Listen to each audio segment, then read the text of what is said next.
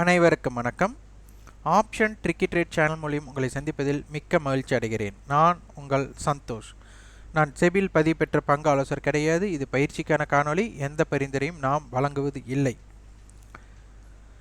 எல்லோரும் நம்ம ஒரு இன்ஸ்டிடியூஷனல் ட்ரேடிங் அப்படிங்கிறத நம்ம புரிஞ்சுக்கிறோம். காரணம் என்னென்னா எஃப்ஐடிஏ தான் வந்து அதிகமாக வர்த்தகம் பண்ணுறாங்க அப்படிங்கிறதும் அவங்க எங்கே பங்கேற்கிறாங்க அப்படிங்கிறத தெரிந்து கொள்வதற்கு தான் நிறைய பேர் முற்படுறீங்க.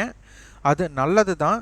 இருந்தாலும் வந்துட்டு அதனை முற்படுவதை விட ஒரு அடிப்படையில் இருந்து சில விஷயங்களை தெரிந்து கொண்டு எந்த இடத்தில் அவர்கள் வியாபாரம் செய்ய வாய்ப்பாக அமையும் அப்படிங்கிற இடத்துக்கு சென்றால்தான் இந்த காணொளியும் சரி உங்களுடைய கற்றலும் சரியாக இருக்கக்கூடிய வாய்ப்பு. அதனால் நம்ம வந்துட்டு முதல் சில விஷயங்களை அறிந்து கொண்டு அதற்குள்ளே போகலாம். இதை வந்து ஒரு ஸ்கிப் பண்ணாமல் பாருங்கள். இது ஒரு நீண்ட காணொளியாக இருக்கக்கூடிய வாய்ப்புகள் உள்ளது. இருந்தாலும் நம்ம வந்துட்டு இதை தெரிந்தவர்கள் தெரியாதவர்கள் யாராக இருந்தாலும் சரி, இதை நம்ம அடிப்படையிலிருந்து இன்ஸ்டிடியூஷன் அவர்களை நோக்கி ஒரு பயணத்துக்கு நம்ம போகிறோம். நம்ம முதல் இந்த என்எஸ்சியோட வேலை என்ன அப்படிங்கிறதை புரிந்து கொள்ளணும்.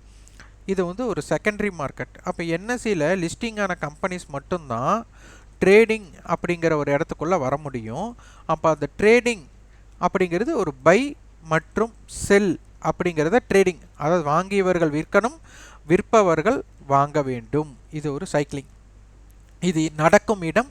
இது வந்து ஒரு நார்மல், நீங்கள் எப்படி ஒரு காய்கறி மார்க்கெட்டை பார்த்துருக்கீங்களோ, பூக்கள் அங்காடி பூக்கள் மார்க்கெட்டில் பார்த்துருக்கீங்கனோ, பூக்கள் சந்தை பார்த்துருக்கீங்களோ, அங்கே எல்லாம் எப்படி வணிகம் நடையுமோ அது போல் பங்குகள் வந்துட்டு இந்த சந்தையில் அதிகமாக, அந்த சந்தையின் பெயர் தான் என்எஸ்சி. அப்போது இங்கே நீங்கள் முதல் யோசிக்கணும், நான் இன்வெஸ்டார், நான் முதலீட்டாளர் அப்படின்னா நான் பை மட்டும்தான் பண்ண போகிறேன், செல்லுங்கிறது நான் பண்ண போகிறதே கிடையாது. அப்போ நான் பை மட்டும் பண்ணிட்டேன், செல் பண்ணாட்டி இங்கே பங்கு சந்தை நடத்துபவர்களுக்கு என்ன நடக்க போகுது? அப்போ வாங்குபவர்கள் மட்டும்தான் இருப்பாங்க, விற்பவர்கள் இருக்க மாட்டாங்க. ஏன்னா வாங்கி நம்ம விற்கவில்லை அப்படின்னா விற்பவர்களோட எண்ணம் கம்மியாக இருக்கும். அப்போது பங்கு சந்தையிலே பார்த்தீங்கன்னா ஒரு ரிஸ்க் ரிவார்டு அப்படின்னு சொல்கிறதுனால ஏற்றமும் இருக்கலாம் இறக்கமும் இருக்கலாம். அப்படிங்கிறதுனால நீங்கள் வந்து செகண்டரி மார்க்கெட்டில் லாபம் இருக்கிறவங்க விற்பாங்க, இல்லை வேணுங்கிறவங்க வாங்குவாங்க. இந்த மாதிரி ஒரு சைக்கிளிங்காக நடந்துட்டு இருக்க போது அது எங்கே நடக்குது அப்படின்னா, பங்குகளை வாங்கவும் விற்கவும் செய்யக்கூடிய இடம் பங்கு சந்தை. அந்த பங்கு சந்தையின் பேர் நம்ம என்எஸ்சி, நேஷனல் ஸ்டாக் எக்ஸ்சேஞ்ச் அப்படின்னு சொல்கிறோம். இங்கே நீங்கள் யோசிச்சு பாருங்கள், நான் இன்வெஸ்டராக மட்டும் இருக்கிறேன் அப்படின்னா இந்த என்எஸ்சிக்கு பார்த்தீங்கன்னா இவங்களுடைய சந்தையில் இப்போ பார்த்தீங்கன்னா நீங்கள் உங்களுக்கு பக்கத்தால் அருகில் இருக்கிற காய்கறி சந்தையில் போய் பார்த்தீங்கன்னா தெரியும், அந்த காய்கறி சந்தையில் ஒட்டு மொத்தமாக வாங்குபவரும் இருப்பாங்க, விற்பவரும் இருப்பாங்க. அந்த விற்பவரிடமும் சரி வாங்குபவரிடமும் சரி இவங்க என்ன பண்ணிக்குவாங்க, அந்த சந்தையை நடத்துபவர்கள் கமிஷனாக சில தொகையை பெற்றுக்கொள்வார்கள். அதுபோல் இங்கே வந்து நடக்கக்கூடிய டேர்ன் ஓவர் அப்படின்னு சொல்லுவோம். அப்போ இந்த டேர்ன் ஓவரில் கிடைக்கக்கூடிய கமிஷன் இந்த என்எஸ்சி எக்ஸ்சேஞ்சுக்கு ஒரு வருமானமாக அமையும். அப்போது நீங்கள் லாபம் பெற்றாலும் சரி, நீங்கள் ப்ராஃபிட்டில் வந்தாலும் எக்ஸிட் ஆனாலும் சரி, நீங்கள் லாஸில் எக்ஸிட் ஆனாலும் சரி, ஆக மொத்தம் யாருக்கு வருமானம்? என்எஸ்சிக்கு வருமானம். ஓகே, அப்போது இவங்களுக்கு வருமானம் வரணும்னா அப்போ இங்கே என்ன ஏற்படணும்? ட்ரேடிங் நடந்து கொண்டே இருக்க வேண்டும். ட்ரேடிங் நடந்து கொண்டே இருந்தால் தானே அவங்களுக்கு ஏற்படக்கூடிய வருமானம் வரும். முதல் அதனை புரிந்து கொள்ளணும். அப்போது இங்கே கேஷ் மார்க்கெட் அப்படின்னு ஒன்று இருக்குது. அப்போ கேஷ் மார்க்கெட்டில் பை மட்டும் பண்ணுறவங்க தான் இன்வெஸ்டார். அப்போ இவங்க இன்வெஸ்டார் வந்துட்டு செல் பண்ணுனா, இந்த இன்வெஸ்டாராக இருக்கிறவங்க செல் பண்ணுனா என்ன ஆகும்னா முதலீட்டாளர்கின்ற நிலையை அவங்க இழந்துருவாங்க. அப்போ அவங்க இழக்கக்கூடாது, அவர்களுக்கு நஷ்டம் ஏற்படக்கூடிய வாய்ப்பு இருந்தால் அதில் தவிர்க்கிறதுக்காக ஒன்று செய்யணும். அப்போ இந்த இதில் பை பண்ணவங்களுக்கு தான் ரைட்ஸ் உண்டு. எங்கே ரைட்ஸ் இருக்குது அப்படின்னா நிறுவனத்து மேலே, கம்பெனி மேலே என்ன இருக்குது? ரைட்ஸ் இருக்குது, அந்த உரிமை இருக்குது. அந்த உரிமை இருந்தால் தான் அந்த பங்காதாயம் டிவிடெண்ட் வாங்குறதோ இல்லை ரைட் இஷ்யூவோ இல்லை முடிவெடுக்கும் திறன், அதாவது உங்கள் ஏதாச்சும் ஒரு முக்கிய முடிவுகள் எடுக்கும்போது உங்களிடம் அதனுடைய அறிவுரை, உங்களுடைய போலிங் அப்படின்லாம் நடத்துவாங்க. அப்போது அது அனைத்திலும் பங்கேற்கக்கூடிய உரிமை யாருக்கு இருக்குன்னா கேஷ் மார்க்கெட்டில் இருக்குது. அப்போது என்எஸ்சி வந்துட்டு இவங்க கிட்ட வாங்குறவங்க விற்கல, ஆனால் அவங்களுக்கு நஷ்டம் வரக்கூடாது. அப்போ அவங்கள அந்த நஷ்டத்தை தவிர்க்கிறதுக்காக நாங்கள் ஒரு சில வாய்ப்புகள் உங்களுக்கு தரோம், அந்த இன்ஸ்ட்ருமெண்ட்டை நீங்கள் பயன்படுத்துங்க. அந்த இன்ஸ்ட்ருமெண்ட்டுக்கு ரைட்ஸ் கிடையாது, நேரடியாக நிறுவனத்து மேலே ரைட்ஸ் கிடையாது. இப்போ ரிலையன்ஸ் ஷேரை நீங்கள் கேஷ் மார்க்கெட்டில் வாங்கினா ரிலையன்ஸ் மேலே உரிமை இருக்குது. ஆனால் ரிலையன்ஸை ஃபியூச்சர் அண்ட் ஆப்ஷன்ஸில் வாங்குறவங்களுக்கு நேரடியாக அந்த நிறுவனத்து மேலே உரிமை கிடையாது.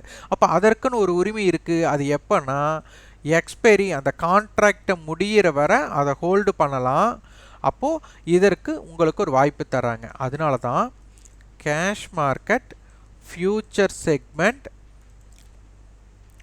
ஆப்ஷன் செக்மெண்ட் அப்படின்னு 3 இருக்குது. இந்த இரண்டுக்கு பேர் டெரிவேட்டிவ். ஃபியூச்சர் அண்ட் ஆப்ஷனுக்கு பேர் டெரிவேட்டிவ்னு சொல்லுவாங்க. கேஷ் மார்க்கெட் தான் ரியல் மார்க்கெட்டுன்னு சொல்லுவாங்க. இது அண்டர்லைங் வேல்யூன்னு சொல்லுவாங்க. அப்போ என்எஸ்சி என்ன பண்ணுறாங்கன்னா, உங்களுக்கு ஒரு எக்ஸ்பெரியை நான் கிரியேட் பண்ணி தர்றேன். இதை நீங்கள் பையும் பண்ணலாம், செல்லும் பண்ணலாம். அதாவது உங்களுக்கு ஒரு வாய்ப்பை தர்றேன். நீங்கள் அதை பையும் பண்ணலாம், செல்லும் பண்ணலாம், என்ன வேணாலும் பண்ணிக்கலாம். அந்த கான்ட்ராக்டை நான் உருவாக்கி தர்றேன். அந்த எக்ஸ்பெரி வர நீங்கள் வெயிட் பண்ணலாம். அந்த எக்ஸ்பெரி முடிஞ்சிருச்சுன்னா பை பண்ணவங்க செல் பண்ணி அதை நில் பண்ணிடணும், 0 பண்ணிடணும். செல் பண்ணவங்க அதை பை பண்ணி அதையும் நில் பண்ணணும். அதாவது பொசிஷன் வந்துட்டு இருக்கக்கூடாது. ஏன்னா அதுக்கு தான் உரிமை இல்லை. உரிமை இல்லாத பொசிஷன் ஹோல்டு பண்ணி என்ன பிரயோஜனம்? அப்போ எக்ஸ்பெரி மட்டும் நீங்கள் என்ன வேணாலும் பண்ணிக்கோங்க. வாங்கவும் செஞ்சுக்கோங்க, விற்கவும் செஞ்சுக்கோங்க. அப்போ இந்த இடத்துல கான்ட்ராக்ட் முடியும் போது இதை நில் பண்ணி கவர் பண்ணி 0 பண்ணி கொடுத்துருங்க அப்படின்னு ஒரு வாய்ப்பை உருவாக்கி கொடுக்குறார்கள். யார் உருவாக்கி கொடுக்குறா? என்எஸ்சி. இதுதான் ரொம்ப ரொம்ப முக்கியம். அப்போ இந்த என்எஸ்சி என்ன பண்ணுறாங்க அப்படின்னா, கேஷ் மார்க்கெட் ஒரு ப்ரைஸ் இருக்கும், ஃபியூச்சரில் ஒரு ப்ரைஸ் இருக்கும். அப்போது கேஷ் மார்க்கெட்டை விட ஃபியூச்சர் மார்க்கெட் அதிகமாக இருந்தால் ப்ரீமியம் அப்படின்னும், கேஷ் மார்க்கெட் அதிகமாக ஃபியூச்சர் மார்க்கெட் குறைவாக இருந்தால் டிஸ்கவுண்ட்டும் அப்படின்னு வைத்து அதற்கு அப்போ இது யாரெல்லாம் அதிகமாக வாங்குறாங்களோ அது ஃபியூச்சராகவும் எதிர்பார்ப்பு தூண்டுவது. இது ஒரு வகையாக ஃபியூச்சரை செட் பண்ணுறாங்க. அடுத்தது ஆப்ஷன். ஆப்ஷனுக்கு 2, இதுவும் ஒரு ஹெட்ஜிங் இன்ஸ்ட்ருமெண்ட்டு தான். அப்போ இதை வந்துட்டு எப்படி ஃபியூச்சர் அண்ட் ஆப்ஷன்ஸ் ஒரு ஹெட்ஜிங் இன்ஸ்ட்ருமெண்ட்னா, கேஷ் மார்க்கெட்டில் பர்ச்சேஸ் பண்ணவங்க இங்கே செல் பண்ணணும். அப்போது சந்தை கால் ஆப்ஷனை செல் பண்ணலாம், இல்லைன்னா புட் ஆப்ஷனை செல் பண்ணலாம். அதான் ஹெட்ஜிங் முறை. அப்போ இதனை அவர்கள் மேற்கொள்வார்கள். இதை தான் புரிஞ்சுக்கணும். அப்போ இதற்கு பெயர் தான் ஹெட்ஜிங். இப்போ நம்ம ஒரு எடுத்துக்காட்டுக்காக நிஃப்டி ஃபியூச்சரை நான் வந்து 21,500க்கு நான் வாங்குறேன் அப்படின்னா, சந்தை எதிர்பாராமல் கீழே போயிட்டா என்ன பண்ணுறது அப்படிங்கிறதுக்காக 21,500 காலை நான் செல் பண்ணுவேன். அப்போ சந்தை ஒரு 150 பாயிண்ட் கீழே போகிறாங்க அப்படின்னா, இது ஒரு 100 ப்ரீமியம்க்கு நான் செல் அடிக்கிறேன்னா, எக்ஸ்பெரியில் அது 21,350க்கு முடிஞ்சால் இதனுடைய மதிப்பு 21,500 காலோடைய மதிப்பு 0. அப்போ 100 ரூபா இருக்கிறவங்க 0 ஆகிடுவாங்க. இவங்க 150 ரூபா மைனஸ், இங்கே 100 ரூபா லாபம். அப்போ அதிகமாக 50 ரூபா நஷ்டம். அப்போ 150 ரூபா நஷ்டம் வர இடத்துல 50 ரூபா தான் நஷ்டம் வந்திருக்கு அப்படின்னு நஷ்டத்தை குறைக்கிறதுக்காக பயன்படுத்துவது தான் உங்களுக்கு ஃபியூச்சர் அண்ட் ஆப்ஷன்ஸ் அப்படிங்கிறத புரிந்து கொள்ளலாம். அப்போ இவங்களே என்ன பண்ணுறாங்கன்னா, இந்த ஒரு ஹெட்ஜிங் இன்ஸ்ட்ருமெண்ட் அப்படின்னு சொன்னதுனால இதை நீங்கள் வந்துட்டு கால் ஆப்ஷனும் சரி புட் ஆப்ஷனும் சரி சில வகைகளை இப்படி ட்ரேடு பண்ணலாம். இப்படி ட்ரேட் பண்ணுறதுனால நீங்கள் வந்துட்டு ஒரு கேபிட்டல் மேனேஜ்மெண்ட் செய்யலாம், அதாவது இப்படியெல்லாம் வர்த்தகம் பண்ணலாம் அப்படின்னு சில காரணிகளை கொடுக்குறாங்க. அதில் ரொம்ப அதிகப்படியான அனைவராலும் விருப்பப்படக்கூடிய காரணி அப்படின்னு பார்த்தா ஸ்ட்ரேடல், ஸ்ட்ரேங்கல் அப்படின்னு ஒன்று இருக்குது. இந்த ஸ்ட்ரேடல் அப்படிங்கிறதோட அர்த்தம் என்னென்னா, ஸ்ட்ரேடல் அப்படின்னா அட்தமணியை, அதாவது மார்க்கெட் அட்தமணியாக இருக்கிற கான்ட்ராக்டை ஸ்ட்ரைக்கை தேர்ந்தெடுக்கணும். இப்போ மார்க்கெட் 21,500 இருக்குன்னா 21,500 காலும் புட்டும், அதுதான் நம்மளுக்கு வந்து ஏடிஎம். அதே போல் 21,300 இருக்குது அப்படின்னா 21,300 காலையும் புட்டும், அதுதான் ஏடிஎம். அப்போது இந்த ஏடிஎம் ஸ்ட்ரைக்கை இரண்டையும் சேர்த்து, அதுக்கு பேர் போத்துன்னு சொல்லுவாங்க, கால் ப்ளஸ் புட்டு தான், ரெண்டும் சேர்த்து தான் பண்ணணும். நீங்கள் இதனை விற்பவர்களாக இருந்தால் அதை வந்து ஷார்ட் ஸ்ட்ரேடல் அப்படின்னு சொல்லுவாங்க. இதே நீங்கள் பை பண்ணுற மாதிரி இருந்தால் அதுக்கு பேர் வந்து லாங் ஸ்ட்ரேடல் அப்படின்னு சொல்லுவாங்க. செல் பண்ணால் ஷார்ட் ஸ்ட்ரேடல், பை பண்ணால் லாங் ஸ்ட்ரேடல். ஓகே, அப்போ இந்த ஸ்ட்ரேடலை ஏன் ஏடிஎம் ஆப்ஷனில் பண்ணணும் அப்படின்னு ஒரு கேள்வி வரும். அந்த கேள்வியை நீங்கள் அடிப்படையாக புரிந்து கொள்ள வேண்டும். இப்போ பாருங்கள்,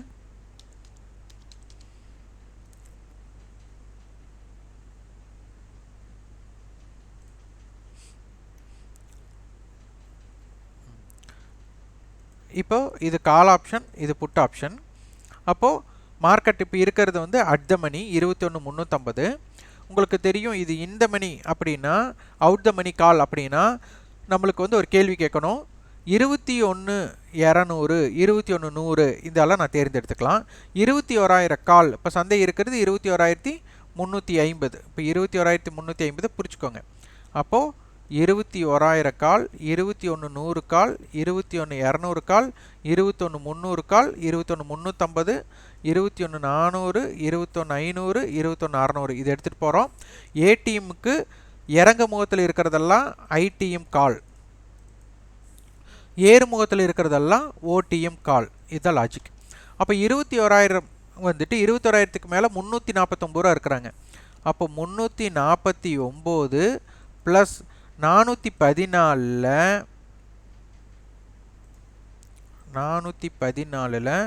349 கழிக்கணும். அப்போ இந்த பக்கம் 51 ரூபா இருக்குது 400க்கு, அப்புறம் ப்ளஸ் 14, அப்போது 65 ரூபாய். இதை வந்து கணக்கீடு அனைத்துமே நான் வந்துட்டு முதலே தயார் செய்து கொண்டு இதை வந்து எண்ணிக்கை நான் போடுறதில்ல. அதனால் இப்போ கண்ணில் பார்க்கும்போது நான் போடுறது. இதில் ஏதேனும் தவறு இருந்தால் அதனை திருத்தி நீங்களே சரிபார்த்து கொள்ளுங்கள். இதை தவறாக நான் பதிவு பண்ணியிருக்கேன் அப்படிங்கிற மேற்கோளை காட்டுறதுக்கு பதிலாக நீங்கள் உங்களை அதன் சரி பண்ணி நீங்கள் அதனை பார்த்து கொள்ளுங்கள். அடுத்தது இது நல்லா புரிஞ்சுக்கோங்க.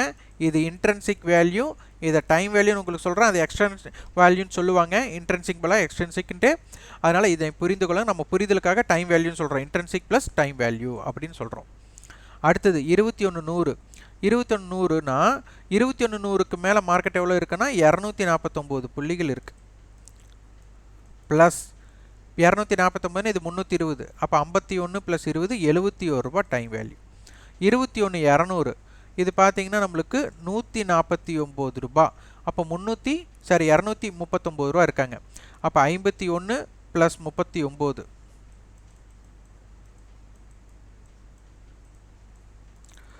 90 ரூபா.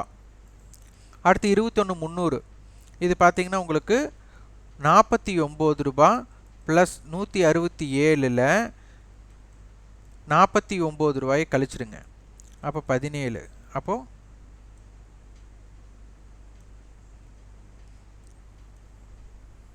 8 ரூபா. இங்கே 5 நாள் போச்சுன்னு 118 ரூபா. இந்த 21,350 பாருங்கள் நம்மளுக்கு 135 ரூபாய் இருக்காங்க. இது ரொம்ப முக்கியம், இது பார்த்துக்கோங்க. அடுத்தது 21,400ல் 105 ரூபாய் இருக்கிறாங்க. 21,500ல் 62 ரூபாய் இருக்காங்க. அப்போ இதிலிருந்து நம்மளுக்கு என்ன தெரியுதுன்னா இந்த டைம் வேல்யூ இந்த மணியிலிருந்து அட் த மணி மட்டும் ஏறுமுகமாக இருக்குது. அந்த ஏறுமுகம் முடிந்த பின் அதுக்கப்புறம் ஓடிஎம் ஆப்ஷனால் இறங்கு முகமாக இருக்கிறது. இப்போ 65, 71, 90, 118, 135. அப்போது ஏடிஎம்மில் வந்துட்டு டைம் வேல்யூ அதிகமாக இருக்குது அப்படிங்கிறது தான் இதனுடைய கணக்கீடு.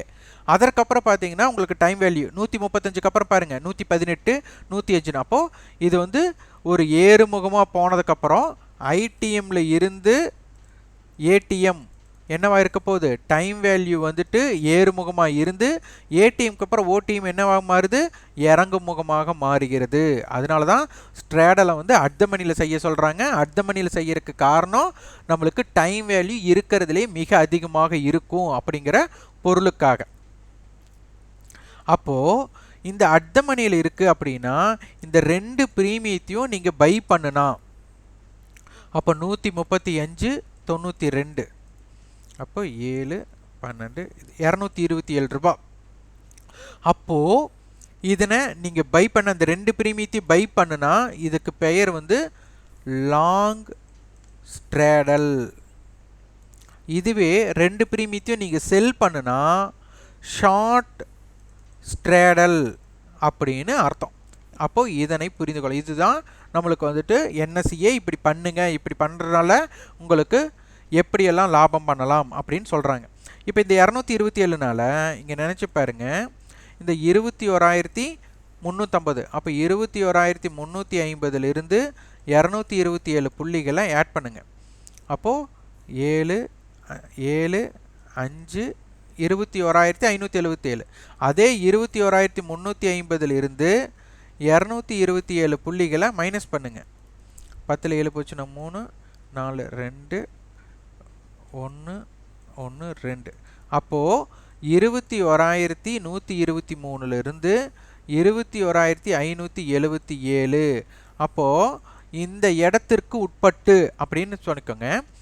இது லாங் ஸ்ட்ரேடலாக எடுத்திருந்தா, லாங் ஸ்ட்ரேடல் எடுத்திருந்தால், லாங்னா பை தானே, அப்போது 21,350 இருக்கும்போது இந்த ரெண்டு ப்ரீமியத்தை சேர்த்து நீங்கள் பை பண்ணிங்கன்னா எக்ஸ்பைரியில் நல்லா புரிஞ்சுக்கோங்க, எக்ஸ்பைரியில் 21,577 வந்தால் தான் காஸ்ட் ப்ரைஸ், 21,123 ஸ்பாட் மார்க்கெட் இருந்தால் தான் காஸ்ட் ப்ரைஸ். அப்போ 21,123க்கு கீழே போகிறது தான் லாபம், 21,577க்கு மேலே போகிறது தான் லாபம் அப்படிங்கிறதை உணரணும். இதுவே ஷார்ட் பண்ணியிருந்தா அப்போ சந்தை வந்து இந்த இன்பிட்வீன் கேப் அப்படின்னு சொல்லுவாங்க, இதற்குள் முடிகிற வர ஷார்ட் ஸ்ட்ரேடல் பண்ணுறவங்களுக்கு 100% அவங்க சான்சஸ், ப்ராபபிலிட்டி ஆஃப் சான்சஸ் வந்துட்டு ப்ராஃபிட்டில் தான் வருவாங்க. இதனை கடக்கும்போது தான் லாஸ் வரும். ஆனால் லாங் ஸ்ட்ரேடல் எடுக்கிறவங்களுக்கு இதற்கு உட்பட்டு இருக்கிற வர 100% அவங்க லாஸில் தான் வருவாங்க. இதற்கு ரேஞ்ச் எக்ஸ்பென்ஷன் ஆனால் மட்டும்தான் ப்ராஃபிட்டில் வருவாங்க. அப்போ இதனை புரிந்து கொண்டு இங்கே வியாபாரம் செய்யலாம் அப்படின்னு என்எஸ்சி வந்து சொல்கிறாங்க. அப்போது இதை வந்துட்டு நம்ம எப்படி இருக்கிறாங்க, இன்ஸ்டிடியூஷனல் வந்துட்டு எங்கே தான் இதை பண்ணியிருக்காங்க, எந்த இடத்துல ஸ்ட்ரேடல் பண்ணியிருக்காங்க அப்படிங்கிறத நம்ம கண்டுபிடிக்கலாம். இது வந்து ஸ்ட்ரேடலுங்கிறது. அடுத்தது ஸ்ட்ராங்கல். ஸ்ட்ராங்கல்னா அட் த மணி கண்டிப்பாக பண்ண மாட்டாங்க. ஓடிஎம் ஆப்ஷன்ஸ், அதாவது அவுட்டர் எட்ஜுன்னு சொல்லுவாங்க. அந்த அவுட்டர் எட்ஜ் அப்படின்னா இப்போ நம்ம பார்த்த மாதிரி 21,350 நம்ம ஒரு எடுத்துக்காட்டுக்காக சொல்கிறோம், ஆனால் இதுதான் அப்படிங்கிறது பொருள் கிடையாது. இப்போ 21,200 புட் ஆப்ஷன், 21,200 ஒரு 500 கால் ஆப்ஷன் அப்படின்னு வச்சுக்கலாம். இந்த ரெண்டையும், அதாவது ஓடிஎம் ஆப்ஷன்ஸை நீங்கள் ரெண்டையுமே போத் கால் ப்ளஸ் புட் ரெண்டையும் சேர்த்து பை பண்ணுனா அதற்கு பெயர் வந்து லாங் ஸ்ட்ராங்கல். செல் பண்ணுனா ஷார்ட் ஸ்ட்ராங்கல் அப்படின்னு அர்த்தம். அப்போ இதை நீ புரிந்து கொள்ளணும். அப்போது இது வந்து எங்கே வியாபாரம் நடக்கிறாங்க அப்படிங்கிறத நம்ம ஃபஸ்ட்டு புரிஞ்சுக்கிறதுக்காக நம்ம வந்துட்டு ஆப்ஷன் டேபிளை போய் பார்க்கணும். இப்போது நிஃப்டினா நிஃப்டியை நீங்கள் டைப் பண்ணிங்கன்னா இங்கே ஒரு டேபிள் வரும், அதுதான் நம்மளுக்கு வந்துட்டு ஆப்ஷன் டேபிள் அப்படின்னு சொல்லுவோம். இதே பேங்க் நிஃப்டி வேணால் பேங்க் நிஃப்டி, எது வேணாலும் நீங்கள் ரிலையன்ஸ் வேணால் இங்கே ரிலையன்ஸ், பேங்க் இது வந்துட்டு ஸ்டேட் பேங்க் வேணால் ஸ்டேட் பேங்க், எது வேணாலும் நீங்கள் டைப் பண்ணிக்கலாம். இப்போ நம்ம ஒவ்வொன்றாக பார்க்கலாம். அப்போது இந்த இடத்துல பார்த்தீங்கன்னா முதலில் அதிகமாக ஃபஸ்ட்டு ரேங்க் செகண்ட் ரேங்க் தான் ரொம்ப ரொம்ப முக்கியம். இதில் இந்த ஃபஸ்ட்டு ரெண்டு மட்டும் ஃபஸ்ட்டு எடுத்து பாருங்கள்.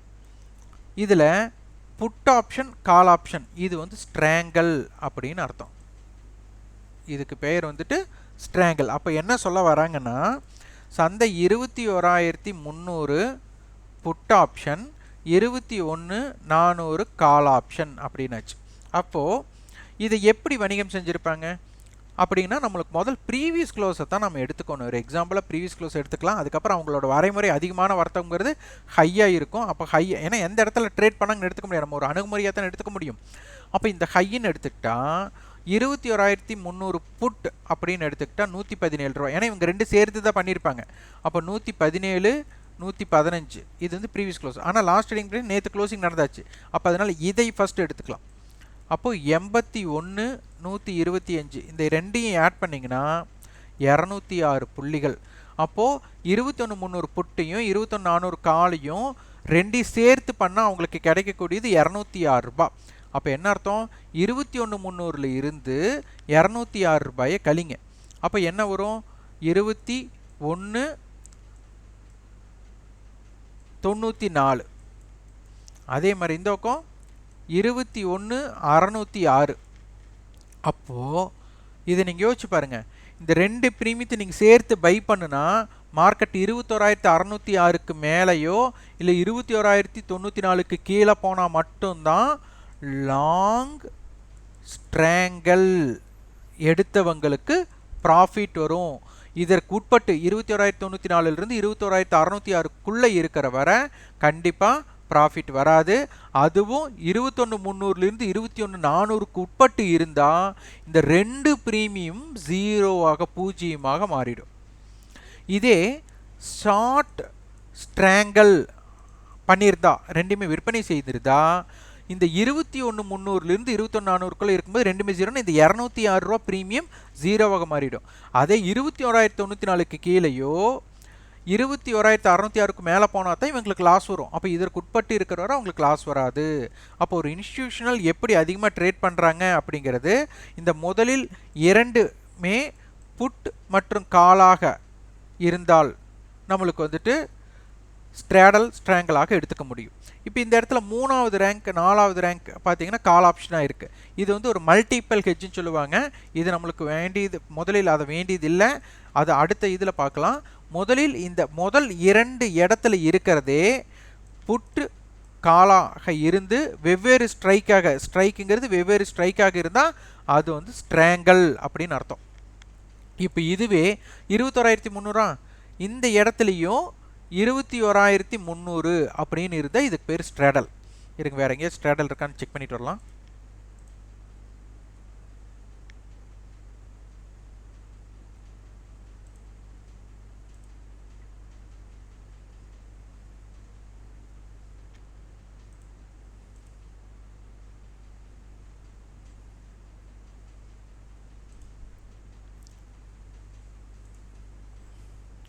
ஓகே, வேற எங்கேயும் இல்லை, பார்த்துக்கலாம்.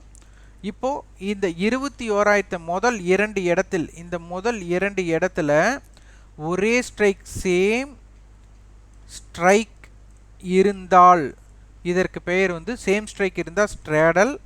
இதே வேறு வேறு ஸ்ட்ரைக் இருந்தால் அது ஸ்ட்ராங்கல் அப்படின்னு எடுத்துக்கலாம். அப்போ இந்த இடத்துல இன்ஸ்டிடியூஷன்ஸ் என்ன பண்ணுறாங்க அப்படிங்கிறதை இந்த இடத்துல ஆப்ஷன் டேபிளில் நம்ம எளிமையாக புரிந்து கொள்ளலாம். அதனால் இதனை பற்றி நீங்கள் வந்துட்டு ஆய்வுகள் மேற்கொடுங்கள். இந்த எக்ஸ்பெரியில் இவங்க 0 பண்ணணும், அதனால தான் இந்த அடிஷ்னலாக நம்ம பண்ணுறோம். அதனால் இதனை புரிந்து கொண்டு வியாபாரம் செய்ய முற்படுங்கள். ஆப்ஷன் அப்படிங்கிறது ரொம்ப ரொம்ப முக்கியம். அதனை வைத்து ஹெட்ஜிங் இன்ஸ்ட்ருமெண்ட்டாக பயன்படுத்த போகிறாங்க. அதனால் ஆப்ஷன் செல்லரோட பாயிண்ட் ஆஃப் வியூவில் இருந்து சந்தையை முக்கியமாக பார்த்து பழகுங்கள். இந்த காணொலி உங்களுக்கு பயனுள்ளதாக இருந்தால் லைக் பண்ணுங்கள், ஷேர் பண்ணுங்கள், சப்ஸ்கிரைப் பண்ணுங்கள். கண்டிப்பாக உங்கள் ஃபீட்பேக்கை கமெண்ட் பாக்ஸில் பதிவு பண்ணுங்கள். நன்றி, வணக்கம்.